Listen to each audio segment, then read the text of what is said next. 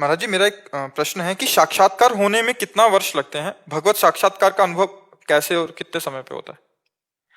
अगर कोई अपने तप का तो कोटि जन्म तक रगड़ करे तो भी भगवत साक्षात्कार नहीं हो सकता। और आर्त भाव से पुकारा जाए तो एक नाम में भगवान आ सकते हैं, एक नाम में आ सकते हैं ना। हम आर्त भाव से एक बार जिन नाम ली हित सो होए अति दीन, ताको संग न छाणे प्रभु अपनो कर लीन।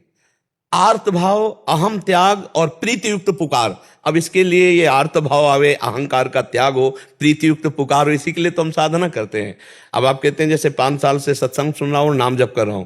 अब कितना समय नाम जप कर रहे हैं? आपने तो कह दिया 5 साल से जप रहा हूं, लेकिन कितना समय नाम जप में आप व्यतीत करते हैं? नाम जप करते हुए कितने सेकंड आप नाम में टिकते हैं?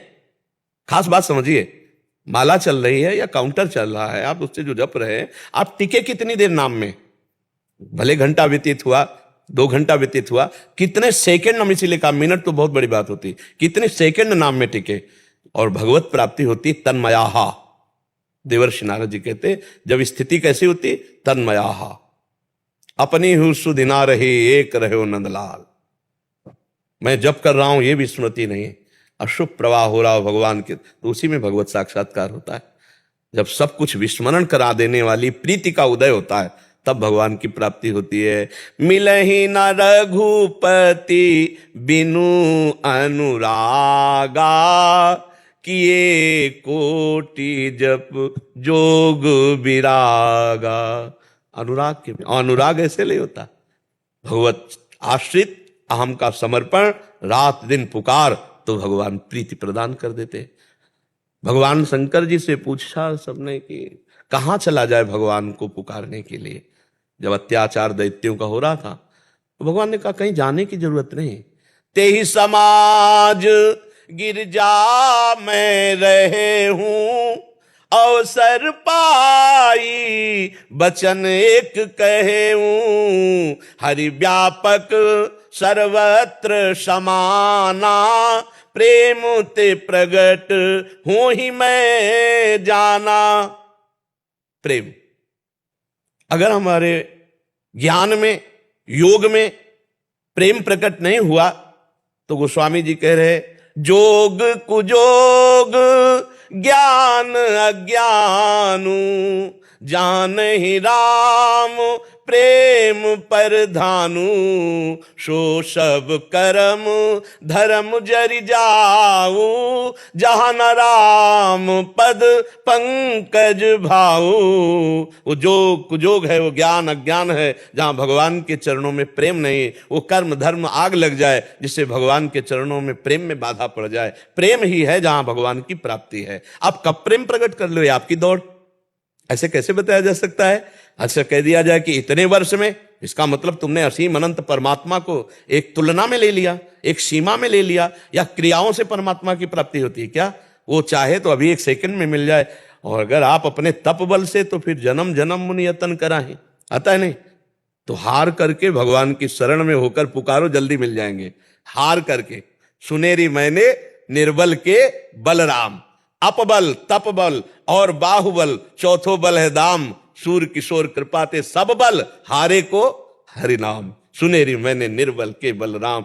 द्रौपदी जी जब हार गई, जीव का स्वभाव है वो ऐसे भगवान का आश्रय नहीं लेता। पहले 5 पतियों का आश्रय जब महल से खींच के लाई जा रही, फिर पूरे सभा की सभा में एक से एक धर्मात्मा है, फिर अपनी भुजाओं का, फिर दांत का। जब हार गए तो हरि का, हरि यही वस्त्र बन गए, भगवान का वस्त्रावतार हो गया। गजेंद्र जब हारा तब हरि, हारे को हरिनाम। सुनेरी मैंने निर्बल के। हमारा अहंकार जब तक है तब तक भगवत साक्षात्कार नहीं। अहंकार भगवान के चरणों में लीन हो जाए तो भगवान का साक्षात्कार हो जाए। भगवान सामने है पर हम नहीं देख पा रहे हैं, उनके सिवा कोई है ही नहीं। गोस्वामी जी के जब नेत्र बदले भगवत कृपा से, तब देख रहे हैं जड़ चेतन जग जीव जत सकल राम में जान। केवल मान्यता की बात नहीं कह रहे कि मैं तो मान के प्रणाम कर रहा हूं, नहीं, जान दिखाई दे रहे, सब में भगवान विराजमान है। और वेद भी ऐसा कहता, सर्वम खलमिदम ब्रह्म ने नानास्ति किंचन। तो हमको भजन करें, अच्छे आचरण वाले बने, दूसरों को सुख पहुंचावें और भगवान से रोएं। कबीरा हंसना छोड़ दे, रोने से कर प्रीति, और बिन रोए किन पाइयां, प्रेम प्यारा मीत, अगर मीत रीझ जाए तो अभी प्रकट हो जाए, वो उनके बस की बात है। उनको कोई अपने तौल से, तप बल से नहीं खरीद सकता कि मालिक हम इतना तप किया तो आपको खरीद लेंगे। तप से भगवान को नहीं खरीदा जा। कोई जप का अभिमान करके भगवान को नहीं। जब हुआ तो रो रो के भगवान, रुदु सुस्तुरम राजन कृष्ण दर्शन लालसा तो तासा माविर भूत छौरी इसमें मान मुखाम मुजा पीताम्बर धरा सर्गी साक्षात मनमत मनमता। जब गोपी जन रोई तो ठाकुर प्रकट हो गए ना। तो सही बात पूछो तो भगवान कब प्रकट होते? जब भगवान के बिना हमसे जिया ना जाए।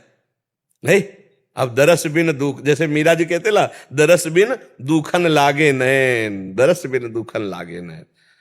ऐसी स्थिति आ जाए नाम जप से तो बात बन जाए। सत्संग सुनो, नाम जप करो और पवित्र आचरण। चरित्रहीन में कभी प्रेम प्रकट नहीं होता। जो चरित्रहीन है वो कभी प्रेम को प्राप्त नहीं। पावन चरित्र हमारे भगवान का तो पावन चरित्र भक्त का भी होता है। अगर हमारा चरित्र दूषित है कि हम जो मनाया खा लिया, जो मनाया भोग लिया, जो मनाया देख लिया, जो मनाया सुन लिया, ऐसे को भगवत प्राप्ति नहीं होती। इंद्रियों को कब्जे में रख करके भगवान के आश्रित होकर जैसा भगवान आज्ञा कर रहे हैं, तस्मात् शास्त्रम प्रमाणम ते कार्याकारो, जो कार्य और आकार्य की व्यवस्था की गई वैसे चले तो फिर भगवत प्राप्ति हो जाती है। खूब नाम जप करो और भगवत आश्रित रहो, उनसे उनके लिए तड़पो। अभी तो भगवान की प्राप्ति की चाह नहीं है प्रभु, अभी नहीं चाह है। आपने जो प्रश्न किया वो भी चाह नहीं है। क्यों? 500 रुपए में भगवान को आप 5 मिनट भूल सकते हैं? भूल जाएंगे ना? ईमानदारी से बताइए, 500 रुपए में आप 5 मिनट भगवान को भूल सकते हैं? 5 मिनट। अभी भगवान की प्राप्ति की वो लगन नहीं लगी कि त्रिभुवन की राज्य लक्ष्मी देने पर भी जो आधे पल के लिए भगवान को न भूले वो भगवत प्राप्ति का अधिकारी। आपने पूछा कैसे? त्रिभुवन की राज्य लक्ष्मी देने पर भी आधे पल के लिए भगवान को न भूले।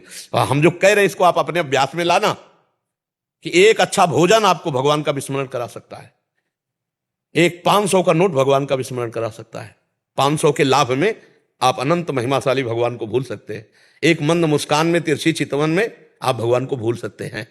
नहीं, और जब त्रिभुवन का सारा आकर्षण एक साथ आ जाए फिर भी यही हाय हाय मचे, हे भगवान आपके सिवा नहीं खान पान ते भावे है, नहीं कोमल वसन सुहावे है, सब विषय लगे ते खारा है, हरि आशिक का मग न्यारा है। जिसके नेत्र घनश्याम से लड़ गए उन नेत्रों को फिर और कोई खींच नहीं सकता। नहीं, हाँ, इसलिए खूब नाम जप करो और भगवान से प्रार्थना करो कि वो स्थिति भगवान दे, स्थिति भगवान दे कि हर भोग सामग्री हमें विषवत लगे।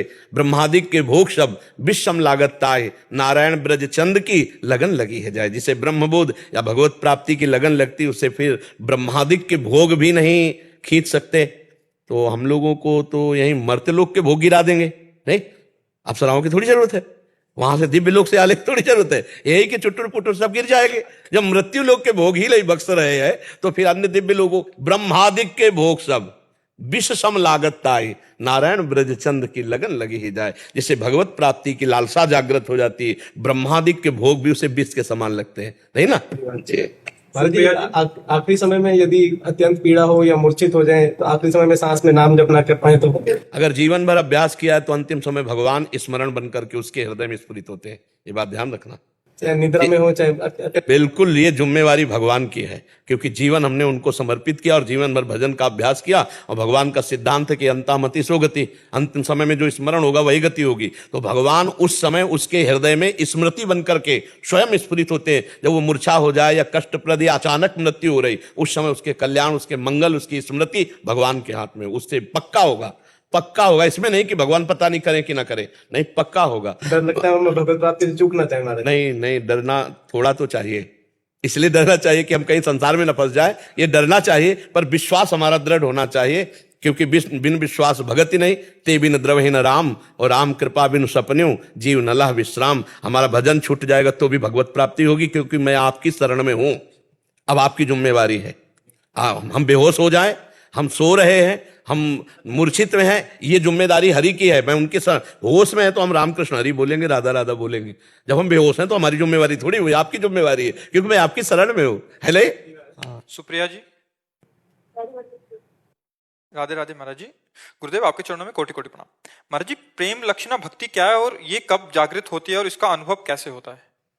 प्रेम लक्षणा भक्ति का जो स्वरूप है, पहली बात तो है अनिर्वचनीयम। अनिर्वचनीयम, जैसे किसी को बढ़िया रसगुल्ला पवाया जाए, जैसे आपको पवाया जाए पूछा जाए कैसा, तो आप कहोगे मीठा। कितना मीठा? बोले बहुत मीठा। बहुत मीठा कितना? बोले खा के देख लीजिए।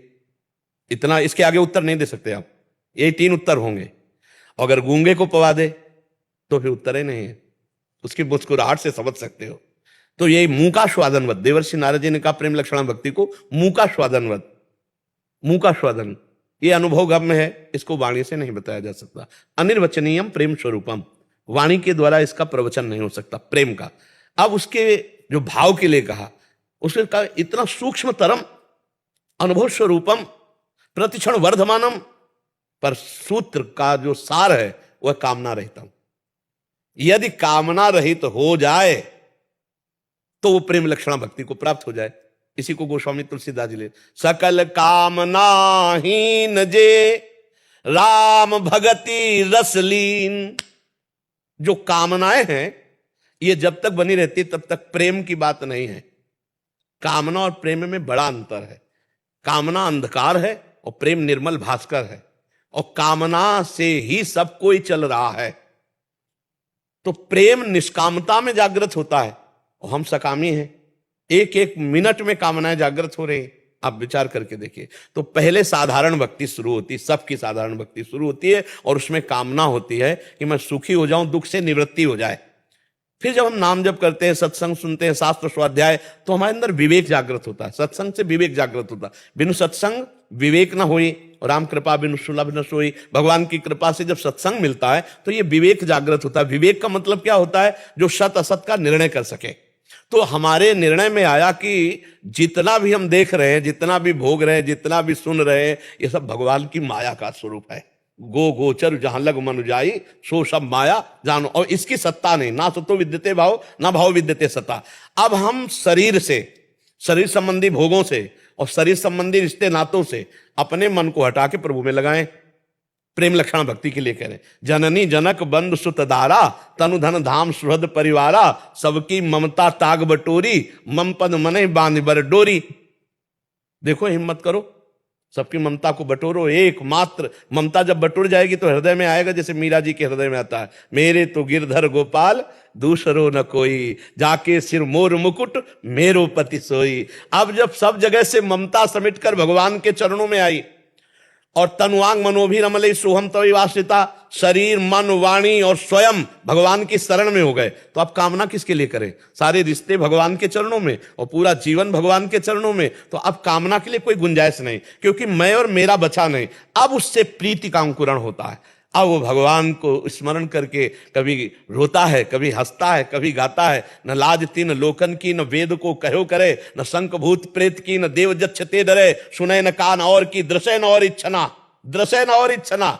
यही प्रेम लक्षणा भक्ति उसके हृदय में जागृत होती है कि गदगद सुर नयना सजल दंपति रस रह भीन, ई गति वृंदा विपिन में फिरे प्रेम तनलीन। पर वहां तक पहुंचने के लिए पहले कामनाओं का और ममता आसक्ति का त्याग अनिवार्य है। इसलिए श्रीमद् भागवत का खूब स्वाध्याय करें, गीता जी को खूब पढ़े, पहले समझे भगवान की महिमा और माया की महिमा, और असत माया का त्याग और भगवान के प्रति अपनापन, फिर धीरे धीरे हमारी प्रीति का अंकुरण। प्रीति बहुत दुर्लभ वस्तु, भगवान सब दे देते हैं लेकिन प्रीति नहीं। और जब कोई भगवान से प्रीति करने चलता है तो इन 3 का प्रचंड तांडव शुरू हो जाता है उसके जीवन में, कंचन, कामिनी और कीर्ति। इन खाइयों को पार कर जाए तो आगे भगवान ऐसे खड़े आ जाओ। लेकिन भाई 100 में 75 तो लुढ़क जाते हैं पहले में ही 75, चाहे वो जो साधक हो, चाहे स्त्री शरीर साधक हो, चाहे पुरुष शरीर साधक हो, जो मन में कल्पना की उसके अनुसार आपको संग मिलेगा। क्योंकि आप भजन कर रहे हो ना, भगवान से मिलना चाहते हो ना, तो जैसा सोचा था तुमने मन में वैसे ही भोग आपको मिलेगा। तो 100 में 75 तो ढलक जाते पहली खाई में। फिर दूसरी आती है रुपया, सोना, चांदी, महिमा। अब वो निकला था दासत्व में, मैं सेवक सचराचर रूप स्वामी भगवंत। फिर मतलब 100 में 98 यहीं फिसल जाते हैं। 2 कोई ऐसे 1-2 होते हैं जो उसको क्रॉस कर पावे, जो कंचन, कामिनी, कीर्ति तीनों खाइयों को पार कर ले जाए, तब वो प्रेम का पात्र बन जाता है। बहुत कठिन है, बहुत कठिन है। देखो बहुत कठिन है। जैसे कहते हैं हमको धन से कोई प्यार नहीं, वो जा रहा हो 500 रुपया फेंक दो सामने, छुप जाओ। फिर देखो 500 रुपया उसको कैसे हिलाता है, आगे कदम बढ़ाएगा, पीछे हटाएगा, फिर झुकेगा, आसपास देखे। यद्यपि कोई महत्व नहीं पाल, लेकिन वो 500 रुपया उसको कैसे जगड़ता है आदमी को, इन तीनों को जो पार कर जाए वो प्रेम को प्राप्त होता है। इसलिए नाम जप करे, सबसे पहली बात नाम का नियम ले ले, भगवान के आश्रित हो जाए और भगवान से प्रार्थना करता रहे कि हमारी ममता आपके चरणों में हो जाए, हमारी अहमता आपके चरणों में समर्पित हो जाए। तो ये अहमता ममता भगवान के चरणों में जब समर्पित हो जाएगी तभी प्रीति का अंकुरण होता है। इसलिए पहले साधारण भक्ति में लगे, घर में ठाकुर जी विराजमान करे, बिना भोग लगाए पानी भी ना पिए, पहले ठाकुर जी को भोग लगाए, घर के सदस्यों की भगवत भाव से सेवा करे, कभी गुस्सा न करे, कभी कोई गलत आचरण न करे, तो धीरे धीरे हमारी आध्यात्मिक उन्नति होती जाएगी, तो हमारे अंदर भागवतिक दैवी संपदा आने लगेगी, तब प्रेम का प्रकाश होगा। और प्रेम के बाद जो होता है वो तो लिखा पढ़ी की बातें नहीं, वो तो जाने मोरी छाती, हाँ वो तो हृदय का विषय, वो कहले का विषय नहीं, अनिर्वचनीयम प्रेम स्वरूपम। सवाल ये था महाराज, जैसे हम लोग तो ईश्वर को मानते हैं और ईश्वर का जाप करेंगे तो हम लोग को मोक्ष प्राप्ति होगी, ऐसे हर धर्म के लोग अपने अपने ईश्वर को मानते हैं। हम किसी के विषय में नहीं, केवल आपके विषय में बोलेंगे यहाँ। हाँ ठीक है, आप बोलिए, आप ईश्वर को मानते हैं? हाँ। आप नाम जब करेंगे मैं मानता आपको विश्वास है भगवान की प्राप्ति हो जाएगी? मुझे ऐसा लगता है अभी तक कि भगवान की प्राप्ति हो सकती तो आप निश्चिंत रहिए अपने में, और जब आपको भगवत प्राप्ति हो जाएगी तो आपकी दृष्टि में कोई ऐसा बचेगा ही नहीं जो भगवत प्राप्ति नहीं है। क्योंकि हमारा शास्त्र कहता है जब हमारी दृष्टि में भगवान आ जाते हैं ना तो सब में भगवान ही दिखते हैं। मत्ता परतरम नान्यत किंचिदस्ति धनंजय, भगवान के सिवा कोई है ही नहीं, सर्वत्र वही रमा है, चाहे उसे जिस नाम से पुकारा जाए। तो हम जब बात करते हैं तो जैसे आप प्रश्न कर रहे हैं तो आपके विषय में बात करते हैं, संसार को क्या होगा इस विषय में नहीं बात करते। संसार का जो ये जानना चाहता है मेरा क्या होगा, वो मेरे सामने से बैठकर जब बात करेगा तो भगवान उसको उत्तर दिला देंगे। और हम इतना जानते हैं कि जितने भी धर्म हैं, जितने भी मनुष्य हैं, सब एक परमात्मा के हैं, उसके सिवा कोई नहीं है। इस बात पर आपको संशय कोई है? कोई संशय। तो अब उस परमात्मा की आड़ में यदि पाप कर्म किया जाएगा तो चाहे हम हो, चाहे आप हो, चाहे कोई हो, उसको भगवत प्राप्ति नहीं होगी। वो भले परमात्मा का पर्दा लगाए है, भगवत प्राप्ति होगी शास्त्र के अनुसार, गुरुवाणी के अनुसार, जो महापुरुषों ने कहा वैसे चला जाए। और किसी भी धर्म के, हम किसी भी जो ऊपर बोलने वाले महापुरुष हैं, हमें लगता है कि कोई भी धर्मात्मा पुरुष ऐसा आदेश नहीं करेगा कि जीवों को कष्ट हो या जीवों को किसी तरह सताया जाए या किसी के साथ व्यभिचार या अत्याचार किया जाए। मुझे ऐसा नहीं, मैंने पढ़ा नहीं सबके ग्रंथ, लेकिन मुझे ऐसा लगता है कि जो उस महान स्थिति में पहुंचेगा वो ऐसा कैसे उपदेश कर सकता है? नहीं ना, तो फिर मनमानी आचरण माना जाएगा ना। हम धर्म की आड़ पर मनमानी आचरण करेंगे तो भगवत प्राप्ति नहीं होगी, कोई भी हो उसकी दुर्गति हो जाएगी, चाहे हम हो चाहे कोई अन्य धर्मावलंबी हो। हमें तो ऐसा लगता है, क्योंकि जब ऊंचाई पर वृत्ति चढ़ती है, जैसे हम नीचे खड़े होकर देखें तो कोई मकान ऊंचा कोई नीचा दिखाई देगा, लेकिन हम हेलीकॉप्टर पे ऊंचाई पे उड़े तो हमें सब लेवल नजर आएगी। तो मुझे लगता है किसी भी धर्म से जब ऊंचाई पर चढ़ा जाता है तो सब जगह एक ही परमात्मा विराजमान है, ऐसा अनुभव होता है। तो कोई हिंसा का आदेश कैसे देगा? पशु पक्षी या किसी की भी हिंसा का आदेश कैसे देगा? वो तो सब में परमात्मा स्वरूप देखेगा। यहां तक कि अपनी हानि करने वाले की भी हानि करने के लिए उन्होंने निषेध कर दिया। गुरु तेग बहादुर सिंह जी जो हमारे सिख भाइयों के गुरुदेव है, तो उनके जो शिष्य थे, जब उन्होंने देखा है अत्याचारी अत्याचार कर रहा है तो उन्होंने अपनी शक्ति का प्रयोग करना चाहा तो उन्होंने रोक दिया, नहीं। और यहां तक कि अपने शीश उतरवा दी, लेकिन अपनी शक्ति का प्रयोग करके उन दुराचारियों को भी दंड नहीं दिया जो अधर्माचरण कर रहे थे। ऐसा महान धर्म होता है, धर्म ऐसा महान होता है जो उनको पीड़ा पहुंचा रहे हैं तो अपने आप को शहीद कर दिया, बलिदान कर दिया, लेकिन सामर्थ्य उनके शिष्य में इतनी थी कि उनको भस्म कर देते। जब गुरु अर्जुन देव जी को कष्ट दिया जा रहा था तो एक अन्य धर्मावलंबी मित्र थे, तो उन्होंने कहा कि आपकी इतनी सामर्थ्य और आप एक असमर्थ पुरुष की तरह कष्ट सह रहे, अगर आप अपने तप को बचाना चाहते तो मुझे आदेश दे, मैं तख्त का तख्त भस्म कर दूं। तो उनका इसकी जरूरत नहीं। वाहेगुरु का जो विधान है वो बहुत सुखद है, बहुत मीठा है।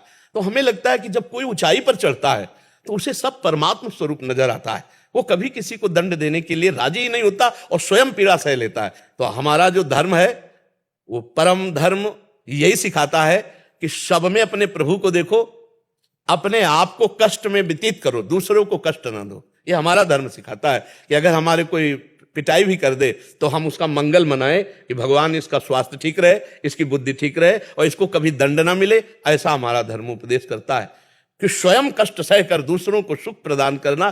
तो मुझे तो लगता है हिंसा, द्वेष, वैर ये कहीं कोई नहीं धर्म सिखाता है। और जो ऐसा करते हैं वो अपने धर्म का अपमान करते हैं, अपने धर्म की अवहेलना करते हैं। हाँ, हमारे इष्ट और धर्म पर आ जाएगी, तब हम नहीं मौन रहेंगे।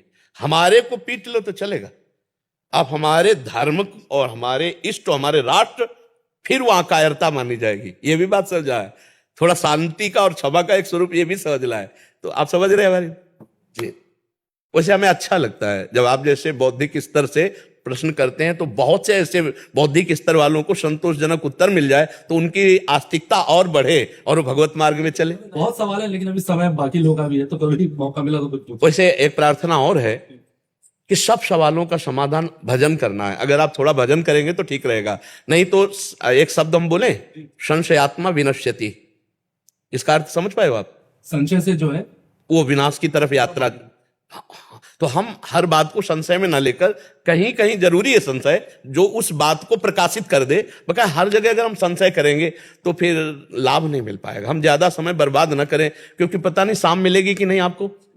हम वस्तु प्राप्त करें, हम ज्यादा अगर क्यों क्यों क्यों तो हमें लगता है कि हमारा जीवन व्यर्थ न चला जाए। इसलिए नाम जप करो और जो सुनो उसका मनन करो और आगे बढ़ो। आप परमात्मा प्राप्ति के लिए आए हुए हो, आपका व्यर्थ जीवन न जाए, ये बात आप पकड़े। अयोध्या से श्री राम जी का नाम जप करें, खूब खूब खूब खूब जप करो।